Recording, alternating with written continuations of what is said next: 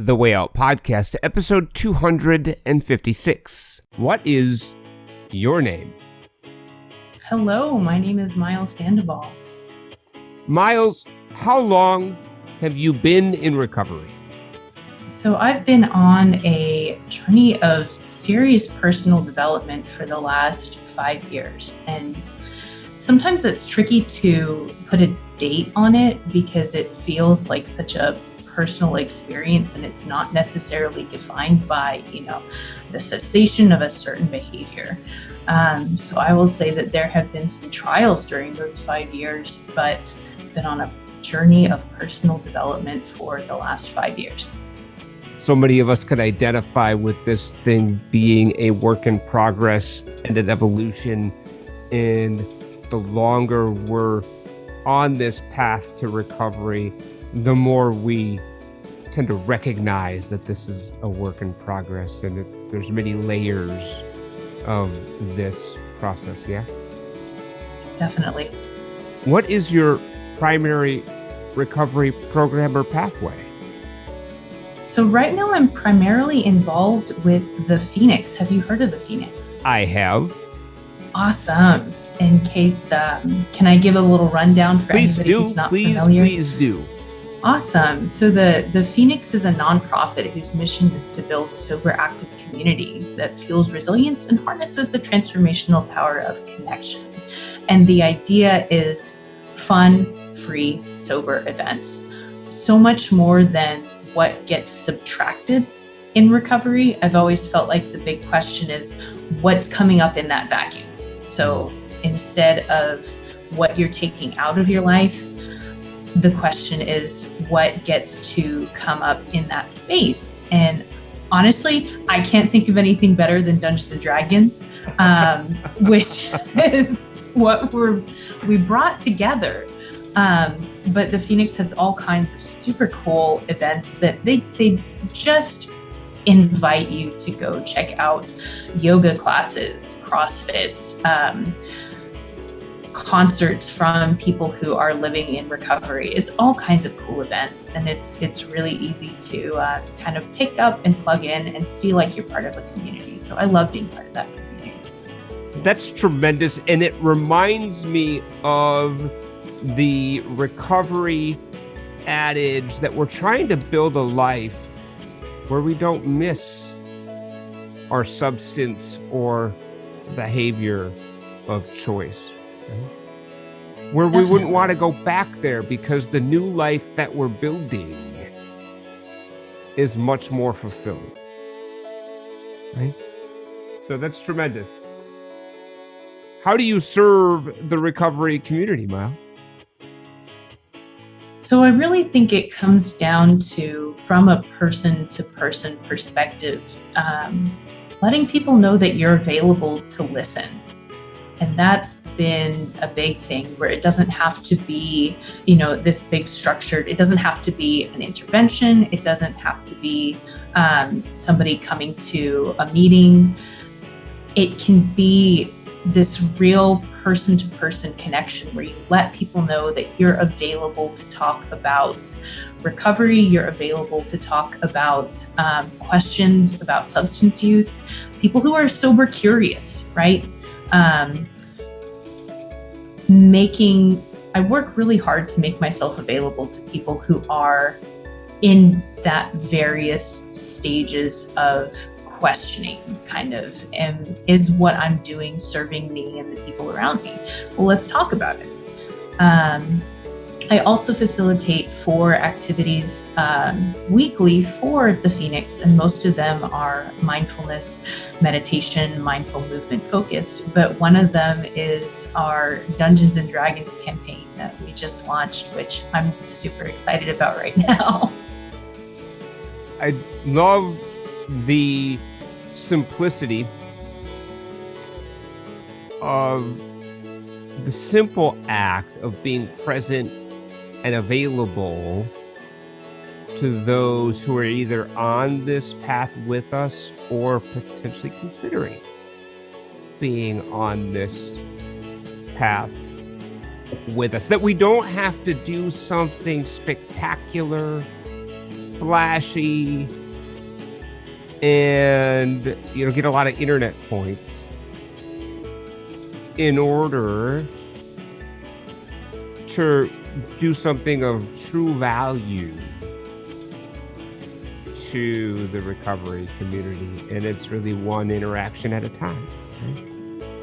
Yeah, I haven't been able to cash in on any of those internet points either. So I hear they're pretty overrated. Welcome, Way Out faithful and first timers, to this week's installment of the Way Out podcast. We appreciate your ears. Our mission is simple: to bring you powerful recovery stories and recovery power topics so you can jumpstart or re-energize your recovery from alcoholism and addiction. The Way Out podcast does not speak on behalf of, nor are we affiliated with any 12-step organization. The Way Out podcast partners with All Recovery Rings and allrecoveryrings.com, where you'll find stunning recovery rings made from your very own recovery coin. That's allrecoveryrings.com. The Way Out podcast is a proud supporter of Transitions Daily. Would you like to join a free, anonymous online group that offers a daily topic email with popular recovery resources accompanied by a secret Facebook group for discussion? Go to dailyaaemails.com for more information about Transitions Daily. Don't forget to share dailyaaemails.com with friends, in meetings, and with sponsees in recovery. Make sure to check us out on the web at www.wayoutcast.com. There you can subscribe to ensure you get the latest episodes first on iTunes, iHeartRadio, Spotify, or your favorite podcast platform. You can also follow us on Twitter, Facebook, and Instagram. Help us recover out loud by giving us a 5-star rating and review on your favorite podcast app. Your voice matters, so share your thoughts on recovery with us by calling us at 218-382-1960 or leaving a message with us on the Anchor app, available for Android and Apple. Someone, somewhere needs to hear your share. Finally, a word of caution: this podcast may contain strong language and mature content. Listener discretion is advised. The Way Out podcast is on right now. I'm Charlie, and in this rendition of The Way Out, we have a stellar interview with person in long-term recovery, recovery coach, and Phoenix facilitator Miles Sandoval. Author Johann Hari is credited with coining the phrase, "the opposite of addiction isn't sobriety, it's connection." This idea embodies the impetus behind the Phoenix, which is a nonprofit organization with the sole purpose to build a sober, active community that fuels resilience and harnesses the transformational power of connection so that together participants rise, recover, and live. Often, one of the greatest fears folks have prior to or upon entering recovery is that living sober will be devoid of joy and we won't have fun in sobriety. Miles proves this unequivocally false as a participant in the Phoenix community, where she creates meaningful connections with others in recovery through shared interests and activities like yoga, CrossFit, meditation, mindfulness, and now as the facilitator of the Phoenix group Roll for Recovery, where Miles integrates two amazing things: recovery and Dungeons and Dragons, or D&D, if you will, in an online group. Miles and I discussed the importance and power of connection and having fun in recovery, meditation, and of course, D&D. So listen up. Miles Sandoval, thank you so much for joining us here on the Way Out podcast. I can't thank you enough for taking time out of your day to share with us what you're doing in the recovery community, which is a lot of really cool stuff. But before we get into any of that, why don't you take a moment to introduce yourself to the Way Out podcast audience? Tell us a little bit about yourself and we'll get started. Thank you, Charles. So my name is Miles Sandoval, and by and large, I'm a recovery coach. I love working with people one-on-one to help them find their groove in the recovery journey. But I also believe that isolation is one of the biggest challenges that people face in addiction. And you just you can't take isolation and work on that in a one-to-one standpoint. So I also facilitate several groups weekly that are focused on individuals who are living in recovery, coming together, having some fun, and bonding over community time and activities that everybody can get behind. It's often said, and I agree with this in a number of different ways, that connection is the opposite of addiction. In my experience, personal experience with addiction validates that, in that my addiction and my addictive behaviors were very self-centered activities that, while at the same time really being a self-centered process, from the obsession to the act, to then the feelings afterwards and the cycle that would perpetuate, was very isolating and self-centered. But also the behaviors tended to distance me from other people, right? So I ended up being isolated as a result of these negative behaviors that often would harm others, right? And so connection, as I navigate my recovery journey, is really critical, and not something I'm good at the beginning, right? Like, not something that I'm naturally good, and candidly never really been, super good at, right? So coming into recovery, connecting with others, although really important and really critical to my overall wellness, not an easy thing to do, right? A lot of people don't get taught how to make friends. Right. And especially how to make friends as an adult, right? When you're in kindergarten, all it really takes is, walking up to somebody and being, do you want to be my friend? Right. And you have a new friend, but you can't do that as an adult. And I can really relate to the idea of, I don't want to put words in your mouth, but I've struggled with unstructured social time. Yeah. So when there's not really an activity that people are doing together, I feel like I never know how to break the ice or how to start a conversation.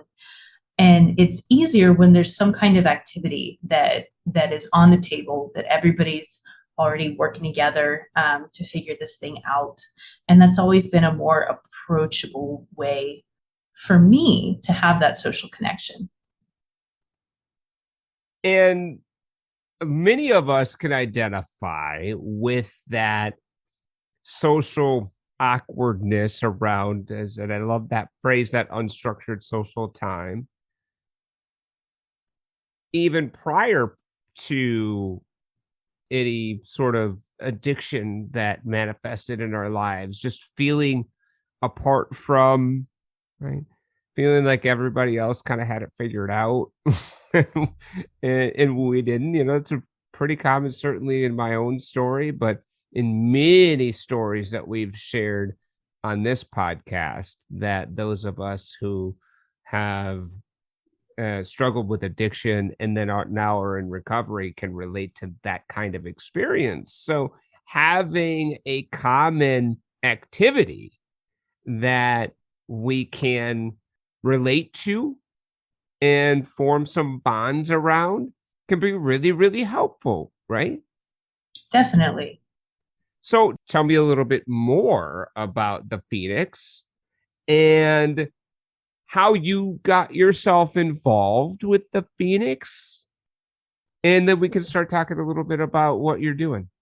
Awesome. So the Phoenix is a nationwide nonprofit. And I really like to call it international because I do know that we have some people who are tuning in from Canada and some people who are tuning in from other places because it has such a large online chapter.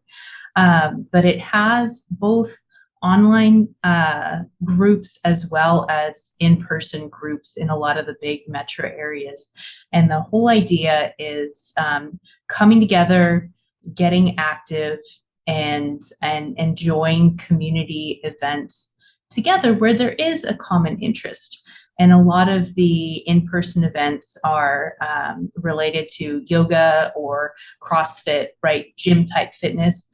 But I also went to a super awesome stand-up paddleboard event with the Phoenix, which was cool, right? Like I hadn't been able to do that before that experience. And it's not time that you're thinking about, well, what am I not able to do with this time? Or it's not time that you're thinking about substance use, addictive behavior. It's time that you're thinking about the cool bird that you get to see because you're out paddleboarding on the lake. And I think that's awesome. And I'm glad that you asked how I got involved with the Phoenix, because for the longest time, I had an idea about starting a sober gym, right? Because I thought that would be the coolest thing ever, right? Yeah. And I was Googling one day, more like one night, right? I was up at night Googling, going down a rabbit hole, and I found that there is this one sober gym in Florida, and I was like, that's so cool. How can I get myself to Tampa? And then, funny enough, on this same going down the Google rabbit hole, I connected with one of the instructors from the Phoenix on Facebook. And he basically said, yeah, we already have this whole thing figured out, in a less pedantic sort of way. But he was like, yeah, we're totally doing this. This is totally a thing. And it blew my mind. Right. And so I went to one of the Phoenix online events, and I thought it was the greatest thing ever. This was at the very beginning of the pandemic. So they had just launched their online chapter. Yeah. And at the same time, I have been involved with my local meditation community for the past 8 years. And I was figuring out how we were going to stay online, like March 2020. The doors to the meditation center closed, and I was like, we can't let this be the end of this. So I was live streaming meditation at the time and connected with, funny enough, the instructor was like, I live stream meditation for the Phoenix. And I was like, no way. I live stream meditation for the Dallas Meditation Center, which is the community that I'm involved with in person. And I ended up facilitating guided meditation for the Phoenix on a regular basis. And now we have 10, 20 people who show up for guided meditation. People need that right now. Absolutely. I think. Yeah. That's great for a variety of different reasons. First of all, every human being at this point can relate to the Google rabbit hole. So that's tremendous. And that you had ultimately discovered this thing that you didn't think existed. The wheel had been invented, and you were able to connect with somebody from the Phoenix that was really already doing what you wanted to be a part of. Is the Phoenix primarily or exclusively, tell me a little bit about that in terms of sobriety or abstinence, or tell me a little bit about the kinds of folks that are attending these events, because it kind of sounds like meetup for sober people. Am I close? That should be the new Phoenix motto. And I hope I'm not like overextending my welcome as a Phoenix facilitator, but I could totally see that, the Phoenix meetup for sober people. They have a really welcoming set of community standards. So it's basically a reminder to, hey, let's be friendly to people. But I also love how it mentions that multiple pathways to recovery are respected here. That's awesome. And the only requirement for entry is 48 hours of sobriety. It's really meant to be your ticket in and not a wall to keep people out. And I always like to say at the beginning of class that if that 48 hours seems like a wall that's keeping you out, let's talk on a person-to-person perspective. It's not supposed to be something that's like, I can't go to this event because I'm struggling to pull together 48 hours sober. That's like, hold up, let's talk. That's once the momentum gets moving, it can really build on itself. But I like how that first conversation can be a positive one. So it's not, you can't be here and here's why. It's like, hey, we're having a sober party over here and we want you to come. So let's figure out how we can make that happen. And I love that attitude because different people connect with different things, right? And there's so many options. There's 12-step, there's smart recovery, there's recovery dharma. The Satanic Temple has a sober faction that has meetings and people get together to connect. And it blows my mind, but there are a lot of people who are on this journey together, even if they're taking different routes to get there. We're huge advocates here on the Way Out podcast of multiple pathways to recovery. I firmly believe there's not only one way to get better, to get well, to get sober, but I do believe there's one way for each person, and that can be different, right? And we just have to find it. We have to be open-minded and be willing to go on that journey and find the pathway that really speaks to us. And then find other people that are following that pathway and start doing what they're doing, right? So tell me a little bit about the first activities you did in the Phoenix. And was it hard? Like, was it scary? Like, what was that like? I mean, did you feel like the new kid? What was that process like for you? It was really, really fun. And I felt included from the get-go. But I will also say that I've kind of gotten the first day of school feeling. I've run through that enough times that it doesn't really faze me anymore. Yeah. And I'll tell you what I think did it. Was if you ever lose a bet, I highly recommend doing 5 minutes of stand-up comedy at an open mic night where there are less than 10 people in the audience. It's a really, really long 5 minutes, but it'll knock any sense of awkwardness right on its head, and you'll be ready to go into all kinds of new events and not feel self-conscious. So face that fear head on and just walk right through it. And at the same time, you probably gain a newfound respect for stand-up comics. Oh, for sure.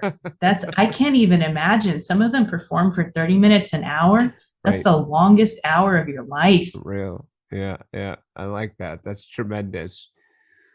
Before we talk a little bit about, or a lot about actually, Dungeons and Dragons and how that incorporates recovery, you went on a meditation journey starting at about 8 years ago. I'm a huge advocate of meditation. I've been practicing it for a better part of 2 years myself now.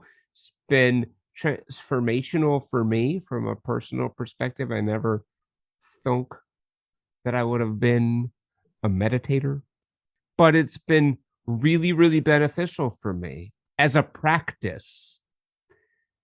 What got you interested in meditation? What's that meditation journey been like for you, and how does it benefit you? I'm glad you asked, Charles, because I really feel like I had to get into meditation. It wasn't necessarily a hobby that I kind of thought, hey, that sounds cool. Let me try that. It was more so that I wasn't comfortable sitting by myself when things were quiet. And the fact of that bothered me. Mm-hmm.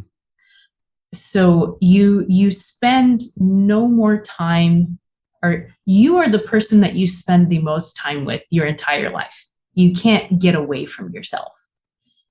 And kind of like that 5 minutes of stand-up comedy, I said, I don't like the fact that I can't sit by myself. I'm going to figure out how to sit by myself. And the first meditation group that I went to, I don't recommend it for beginners. It was a lovely group of students from the college that I was going to that all got together for snacks and coffee and tea and silent meditation, and then listening to a Dharma talk, or an inspirational talk that's really thought-provoking around bringing meditation into daily life. But it was an hour of silent meditation. Whoa! So you jumped into the deep end. Yep. and it was really uncomfortable, but I kept going back every week, and I was trying to figure out why. I was trying to figure out why I kept doing this to myself. But by that point, I was already determined. I was going to figure out how to sit by myself and not be scrolling on my phone or not be watching Netflix, sit by myself, not doing anything, and be okay with that, and maybe even feel good.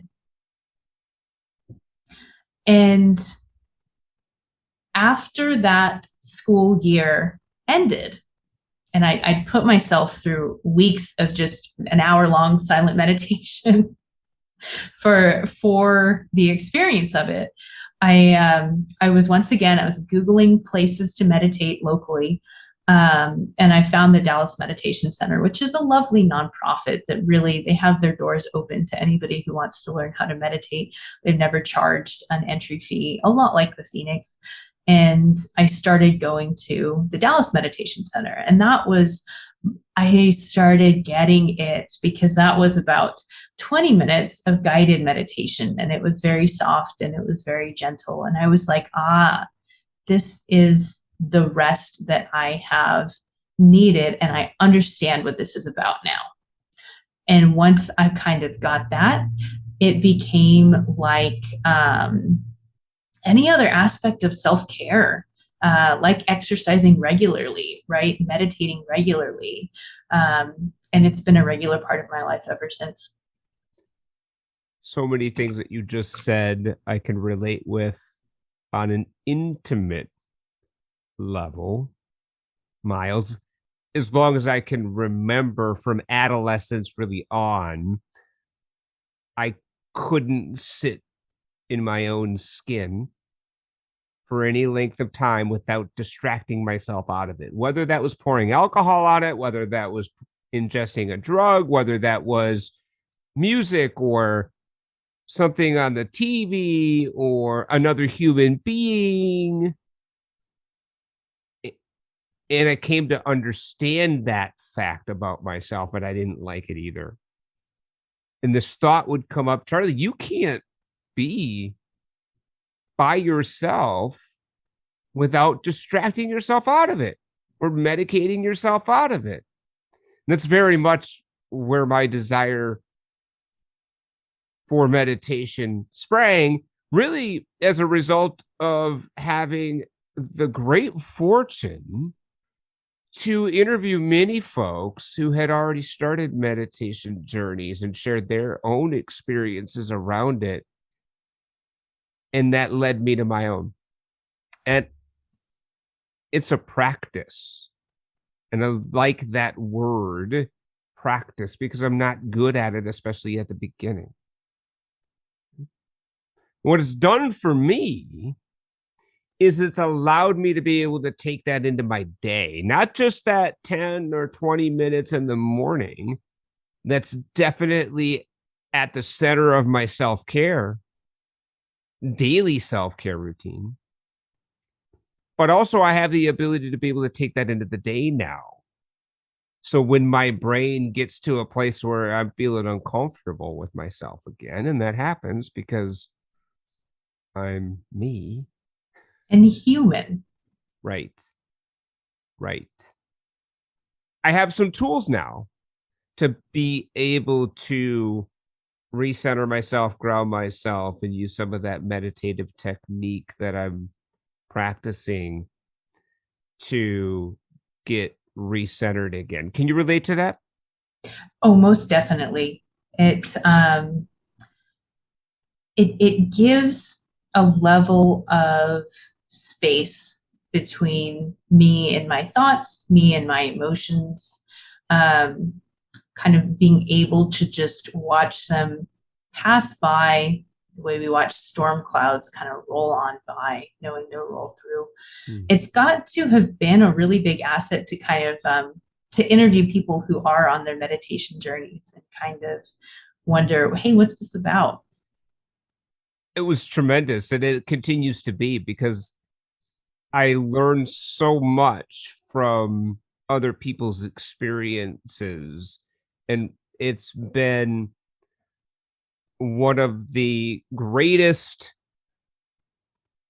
contributions to my own recovery journey is being able to have these amazing discussions with people on meditation, mindfulness, different recovery pathways that I've been able to infuse into my own recovery program and toolkit. And what started as very much a 12-step journey for me has evolved, and 12 steps is still a part of my recovery in a very significant way, but I've been able to add these other things to it because of my exposure to these amazing people that are walking their own recovery journey. So yeah, it's been absolutely tremendous. Miles, what in the world inspired you to incorporate two seemingly unrelated things, Dungeons and Dragons and recovery, and put them together? What was the inspiration for that? So I pushed for this group to happen for about a year before it catalyzed and things came together, and it became a reality. This has been a long time coming. It has, and I think the big reason are I've been playing Dungeons and Dragons for years, and I can't think of another way to have fun sober. Like, I can't think of a better way to have fun sober. It's a lovely community, and by launching the Roll for Recovery campaign that we have, I really learned that there's been a lot of people who have been using Dungeons and Dragons as an outlet, as a way to connect with other people over a shared interest, and people who've been using it unofficially as part of their recovery for years kind of came out of the woodwork. Very much how we find interests that either we lost while in active addiction or discover new ones in recovery. This had been something that you had enjoyed for many years and wanted to bring into a recovery-centric model. So tell me a little bit about, first of all, for those of us who may have heard of Dungeons and Dragons, but aren't super familiar with the mechanics of it. So I'm very fortunate because my 17-year-old son is a giant Dungeons and Dragons fan, and he has schooled me on Dungeons and Dragons 101, and he loves it, and his friends love it, and it's such a healthy thing for him. So I'm such a huge supporter of it in general. But give us a little D&D 101. Cool. D&D 101. So Dungeons and Dragons is more than anything else about telling a good story with friends. And those might be new friends. And a lot of the stories take place in a kind of fantasy Lord of the Rings type setting, but they don't have to. And campaigns or the adventures can take place in space or under the ocean or in the wild, wild west. It's really whatever the group of players wants it to be.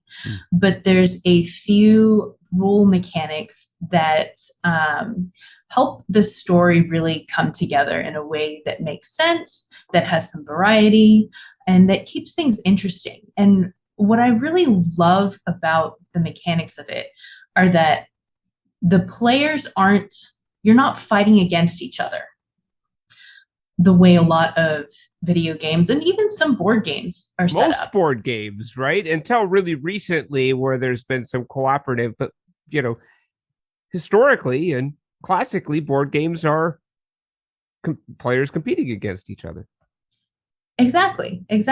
And I really like the idea of having a game, a role-playing game like Dungeons and Dragons that is inherently cooperative or even collaborative, where above and beyond, having to work together to accomplish something, each person has something to contribute to the adventuring party, and you're working together towards that goal. And in every campaign or adventure, there's a group of players, and one of them is the dungeon master or the game master. And they really just play the role of referee. The game proceeds in 3 steps that repeat themselves over and over and over again. The first step, the dungeon master describes what you, the player characters, see in the environment. So it might be like in front of you there is a whitewater rapid, and you see a shimmering item that is flowing down the river. What do you do? And that's the big question, what do you do? And it's so open-ended because one player character might say, I don't care. That shiny item can float away. can float away. And it's like, okay, that's a thing that you can do. But you could also say, my character runs after it, and I'm going to try to knock down a tree so that it catches on something. And the dungeon master says, okay. And that's where the dice come in, is if you're trying to do something that there's a skill involved, you roll the die to see what happens next. And I like to say it like that, what happens next? Because if you roll a high dice roll, then things might go the way you wanted. You knock down a tree and it stops whatever that object is, and you get to see what it is.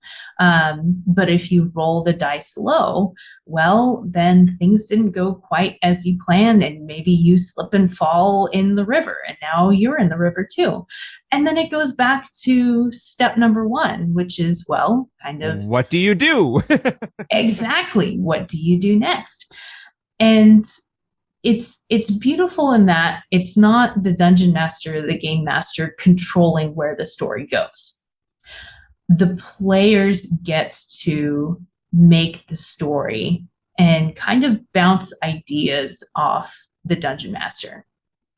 And after, it's easy to lose track of time, but after an hour or 2 hours or 3 hours, you have this wonderful story that could be a chapter in a bigger story, or it could be a little short story in and of itself. And you've shared this experience with people who now you've been working towards a common goal with your fellow players. You have a sense of camaraderie. And now you've told a story with friends, because even if you sat down at the table not knowing these people, now you've told a story with new friends. So I like this for so many different reasons. Number one, everybody gets to create their own character. Is that correct? Correct. Okay, so you get to use this creativity to create this character, and it's a really safe and healthy way kind of get out of ourselves and not be totally us for a little bit. I like the agency that the players have in terms of where the story goes, and the collaborative and cooperative nature of the interactions and the gameplay. All of that sounds super fun, and it can go really any way, right? It can. And it can make a big headache for the dungeon master or the game master. But I love that, because it usually means that players have been very creative in what they want to do with a certain situation. For example, I had some players that encountered a locked door recently, and they tried to pick the lock, and that didn't work because they rolled the dice low, and that can happen. It doesn't mean you failed. It just means the story goes in a different way. Right. So instead, they decided to cut the door, a little square in the door around the lock, because it was a wooden door, and just push it that away. So they basically forced me to come up with the mechanics of, how would this play out in real life? Right. But I love the creativity, and I feel like there's so many, there's such a need for creativity in the world right now. There's not always opportunities where we get to use our creative thinking. Totally. And we're consuming it a lot, right? We're consuming creativity a lot in this passive way, a la Netflix or some other form of content. But this is an opportunity to actively participate in creating a story and be involved in this story in a very active and engaged way, which is a completely different feeling, right? And I love that you use the creativity, and you're using intellect, and you're using probably some charm and some, right? And some dialogue skills and all sorts of different parts of our brains, both left and right, in order to be successful in this game, right? Definitely. And you basically described role playing in a nutshell, which is to say that, players sit down at the table, and each player has a character that they get to embody for that period of time while they're playing. And it can be all kinds of things. It can be the way that they talk. It can be the way that they act. And it can give you a chance to play up something that you might be too self-conscious to play up in real life, or just give you a chance to be somebody else for a little while. Yeah. And in a way that's not, like you mentioned, it's not like this getting away from yourself in a distracting sort of way. Mm-hmm. It's an opportunity to try a different personality on for size. And sometimes it can really help players realize that they've had that charisma or they've had that leadership potential all along in real life. We're using parts of our personalities and parts of our brains that we may not often use and flexing different parts of us. We're complex human beings and we're very well-rounded human beings, but often we don't get opportunities to use these different parts of our personalities and our brains in our daily lives. And this is a really, really neat opportunity to be able to do that. And I think a really healthy thing to be able to use these different parts of our brains in a really engaged, active way. If a campaign is already started and I want to get involved, or somebody, can somebody join? Like, well, it's already started, or is the ship already sailed? Nobody else can join. We've already started. You'll screw it up. So, folks are welcome to join an existing campaign, and it gives me an opportunity to work somebody into the story. Yeah. And it always gives me a little bit of my own creativity challenge. Because if a party of adventurers is in the woods, the question is, well, how does this new person come in? Right. Are they traveling in the opposite direction? Are they chasing a thief through the woods and they happen to run into this party of adventurers? Right. So it's on me, the dungeon master, the game master, to come up with a way to incorporate new people. But I love giving new players a chance to really get to see what role-playing games like Dungeons and Dragons are all about. And just like existing players can create an environment that either feels like gatekeeping or an environment that feels really welcoming. Mm-hmm. And my hope is to create an environment that feels really welcoming, where there's no stupid questions, and where we're gaining more friends that are coming along for the adventure. So it's newbie friendly. The Phoenix Dungeons and Dragons campaign is newbie friendly and welcoming to folks while the campaign is going, is what I understand. It gives really you an opportunity to be a really great storyteller, like a great Netflix series when they introduce new characters, right? You can do it well or not, right? So it gives you an ability to be able to, write that in a way that, that's fun. And that seems like that could really happen. That's the key. That in my head, it always seems like it could really happen. Right. Sometimes I hear different from the players, but that's okay. I try. All right. So there's probably some back and forth too, like that could never, right. So definitely. that's fantastic. What do you feel like is the greatest benefit of an activity like this for somebody who is navigating their recovery journey?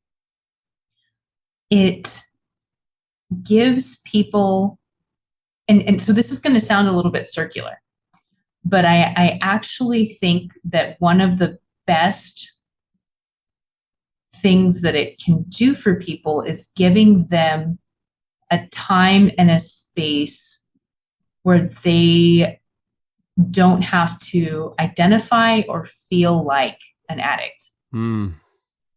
And that's not like I that can be a loaded word. Sure. But so much of recovery is, spent talking about recovery. Mm-hmm.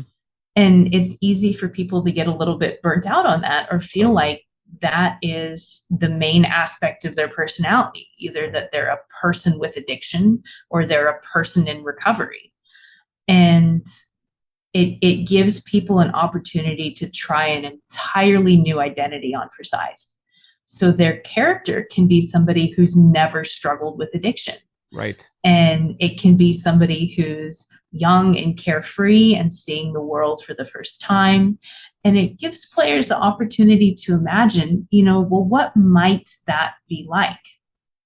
That's tremendous, Miles, because I already know that if I were choosing my character would definitely be one that could have a beer and then switch to sparkling water without any problem. Because I've never been able to do that myself. And I think that's a tremendous thing that people are able to do, right? Just like switch to like Diet Coke after a few beers, right? So that would be central to my Dungeons and Dragons character, to try on that identity for a little while. I absolutely love that. But the idea that we can really create any character that we want. And again, it's important for us to be able to have activities that we can lose ourselves in a little bit, right? Whatever that is, right? And not have to think about recovery or whatever the daily thing. There's a lot of daily things that we live, work, right? Family obligations, those kinds of things, right? It allows us a really splendid opportunity to escape into this character in a really healthy, positive way, right? And habit and I would say activity substitution is a big part too of recovery, right? My days are filled with healthier activities than they were when I was in active addiction, right? So recovery is a lot of the mechanics of it are, how do I fill my days in a healthy, positive, and I dare say fun manner, right? And fun is so important in recovery. Like, why are we doing this thing if we're not having fun, right? I'm glad you mentioned that, because I think a big part of the fear when people are giving up a substance is that they have to give up all the fun in their lives too. Right. Well, if I'm giving up the substance, well, that means that I can't go to parties anymore either. And now I don't get to go to parties, and I don't get to go out to these places that I used to go out to. I don't get to do all these things. And it's like, wow, that would be giving up a lot. So the fun is really, we don't make enough time for fun as adults. But it's so integral to making recovery feel sustainable. Yeah. And not like it's this chore. It's this thing that I have to do. That I have to endure. It's something that I get to do. Exactly. Miles, we have some rapid fire questions for you. Are you ready? I hope so. Our rapid fire round. It starts with, I'm a huge recovery routine nerd. We talked about meditation and some of those things. So tell me a little bit about what your daily or regular recovery routine consists of. So my day starts out with, unsurprisingly, yoga and meditation. And the reason why I like to have it there at the start of the day is because I'm never sure quite where the day is going to take me. But if I do it in the morning, then I know that I have that. It's like a foundation. Yeah. It's there. And I've made sure to incorporate that into my day. And beyond that, I was having a discussion with a friend the other day. It feels like the biggest part of my daily recovery routine during the day is saying no to requests that I don't have energy for, or setting boundaries. Yeah. And it's such a soft skill, but it's such an important one. It really is. The morning is definitely my time as well in order to be able to set that recovery foundation for me. Prayer and meditation is very central to that. Yoga can be such a beneficial activity in recovery, and we've interviewed so many that have yoga at the center of their recovery, and it can be really transformative. What book or piece of recovery literature, or as some of the cool kids say, Quitlet, had the biggest impact on your recovery? So coming from a real meditation and mindfulness heavy background, I've got to throw out the author, the speaker. Have you heard of Thich Nhat Hanh? I sure have. Yep. And I would really say anything and everything by Thich Nhat Hanh. What's coming to mind for me is the book No Death, No Fear by Thich Nhat Hanh. And the reason is because loss is part of life, and that is one of the biggest challenges to being human, really. But that book gives a lot of comfort with the idea of mortality. It's the second person now that we've had on the Way Out podcast that has recommended Thich Nhat Hanh. And that is my higher power telling me I got more books to order. And so that will be happening. Awesome. For sure. I love it. What is the best piece of advice you've received in your own recovery? You know, it's so cliche, but it's a really good one. The one day at a time has become a really nice mantra, that one day at a time applies when things are hard. It applies when you're having a hard time making a decision. So you make a decision, but you're still not sure if it's the right one. It's okay. Because if you get more information tomorrow, if you get better information tomorrow, then you can always make a different decision and just take that one day at a time. When we break it down to one day at a time, it feels very manageable, especially when we are in early recovery, but throughout our recovery, when we're dealing with things that present themselves as seemingly, I should say, unmanageable situations, seemingly unmanageable emotions. We can break it that down to one day at a time. We can even make those units even smaller if we want, right? To make it 1 hour at a time. That's right. And I was just telling a sponsee that same thing as they're working through step 9 and these powerful emotions come up. Just have to worry about today. Let's not worry about yesterday. That we don't have control over that. It's gone, and tomorrow's not guaranteed, nor do I have any control over that. But I do have some agency over today and how I act today and the decisions I make today. One day at a time is a central part of my own recovery for sure.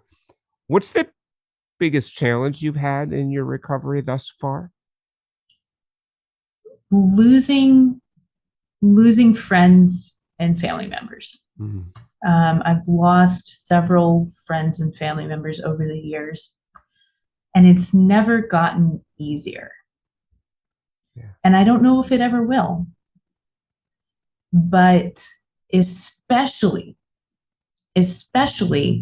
when friends are lost to addiction. Mm-hmm. And I speak only for myself. Mm-hmm. It can't be a reason to go back to maladaptive behaviors. As challenging as it can be, I also feel strengthened by the idea that I'm now living for myself and I'm living for them. Mm-hmm. And it makes me want to do the right thing. Yeah. There's so much that gets wrapped into that, Miles, and boy, can I identify with that. The survivor's guilt piece, like, why am I still here? And these people that I've come to know and care for are not, based on so many times that I shouldn't have made it through for a variety of different reasons. And the anger and all of that can get wrapped up in grief, which is hard for everybody. But with us who are also in recovery, has that added component that, as you well said, the impulse to want to reach for a maladaptive behavior or reach for a substance, right? And I don't think it gets easier. It's not been my experience. My mom died when I was 11 years old, and Wow. I've lost many since then, and it doesn't get easier. I still get angry about it. I still get mad at God, and I still have the range of emotions around it. But the reality is, for me, that I do have, when I get done being angry and I decide to pick up the tools, that I have the ability to be able to walk through that, right? In a way that allows me to find joy again and find serenity again. I'm a big walker. I love walking. I love it. I walk every day with my recovery dog.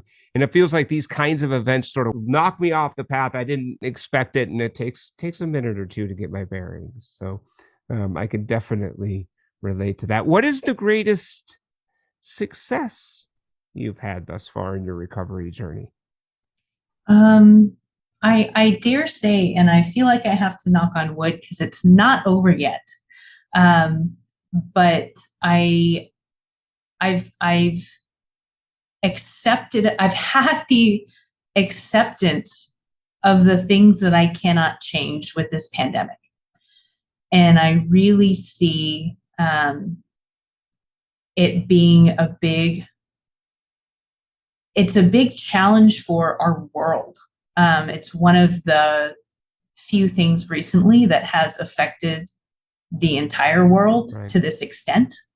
But I consider myself very lucky in having that equanimity to recognize the things that I cannot change.